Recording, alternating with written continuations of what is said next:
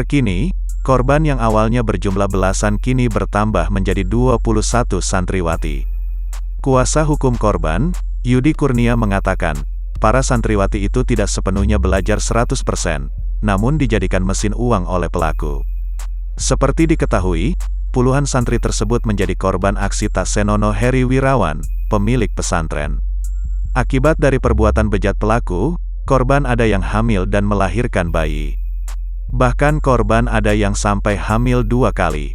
Dikutip dari tribunjabar.id, anak yang mereka lahirkan tersebut ditempatkan di satu ruang khusus dan hanya diberi susu tambahan atau formula.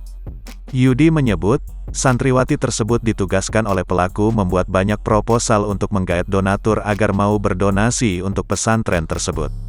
Tidak hanya itu, para santriwati ini juga disuruh menjadi kuli bangunan, untuk ikut serta membangun gedung pesantren.